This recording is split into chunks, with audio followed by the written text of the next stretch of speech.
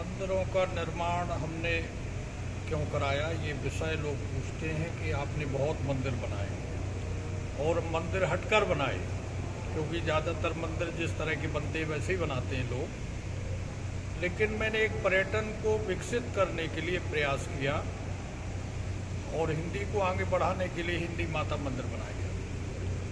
अटल बिहारी से मंदिर से शिक्षा मिलती रहे नेताओं को कि जो भी नेतागिरी करते हैं वो आदर्श नेता बन के आगे बढ़ें। जटाई मंदिर जो हमने ग्वालियर में सत्यनारायण टेकरी पे बनवाया, वो इसलिए बनवाया कि जटायु का जो बलिदान है वो नारी रक्षा में, सीता जी की रक्षा में जटायु के प्राण गए हैं रावण से लड़कर।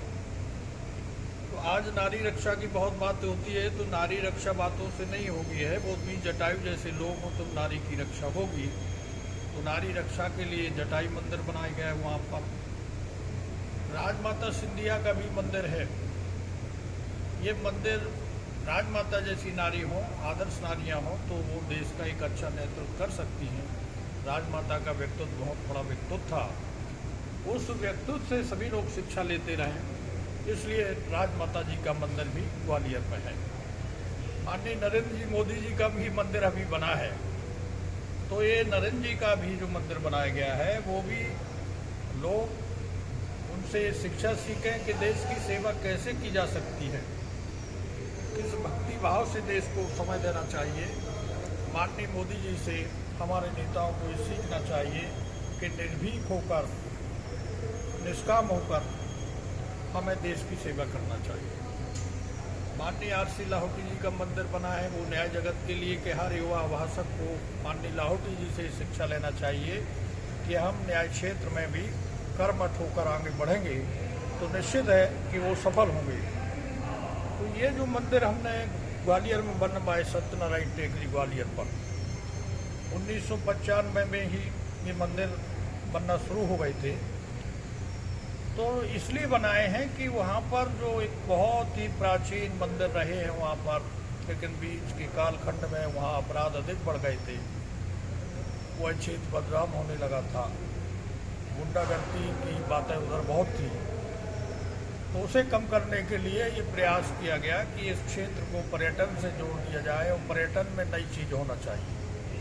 तो अभी ये मध्य प्रदेश सरकार का कर्तव्य है कि वो क्षेत्र को जो है अध्ययन करके पर्यटन में जोड़ें, ताकि ग्वालियर को एक नया पर्यटन केंद्र मिले। ग्वालियर में पर्यटन कम हो रहा है और पर्यटन कम होगा तो ग्वालियर शहर पीछे जाएगा। इसलिए वो प्रयास किया गया है कि ग्वालियर का पर्यटन भी बहुत सुंदर हो। पर्यटन अच्छा होगा तो बाजार को भी रफ्तार मिलेगी और शहर सुंदर होगा। इस तरफ ध्यान देने की ज़रूरत है। ये सभी मंदिर प्रतीक के रूप में हैं और उनके पीछे कोई ना कोई सिद्धांत है।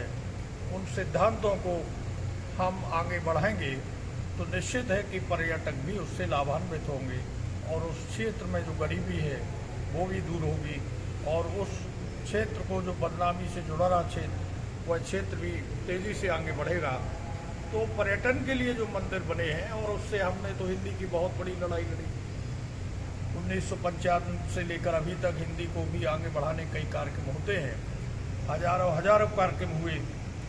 मध्य प्रदेश में हिंदी माता रथ यात्रा निकाली गई थी 5-6 हज़ार किलोमीटर 25-26 जिलों में। फिर ग्वालियर से राष्ट्र भवन तक पद यात्रा हुई, 15-20 वकील हमारे साथ पहुँचे थे, जिसमें माननीय शंकर दयाल शर्मा जी राष्ट्रपति थे। उन्होंने, उनके सचिव ने ज्ञापन लिया था। तो हिंदी के विकास के लिए जो हम लड़े, हिंदी को आगे बढ़ाने के लिए जो संघर्ष रहा है, माननीय लाहौटी जी भी तारीफ करते थे हिंदी मंदिर की। और न्यायालय में जो पहले कभी अंग्रेजी चलती थी, आज यहाँ हिंदी चल रही है और हर युवा भाषक हिंदी में अच्छी बहस करके आगे बढ़ रहे हैं।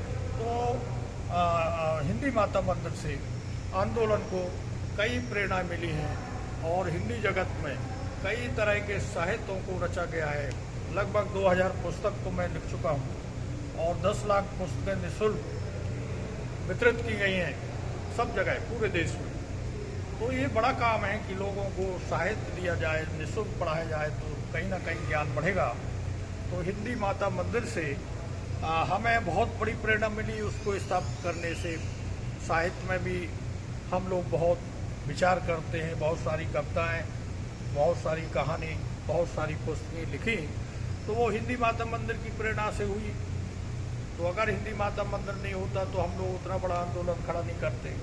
तो ऐसे ही ये और जो मंदिर बने हैं, माननीय नरेंद्र जी का है, माननीय अटल जी का है, जटाई जी का है, राजमाता जी का है, आरसी लाहौटी का है, ये विशेष मंदिर है। ये मंदिर और कहीं नहीं मिलेंगे आपको।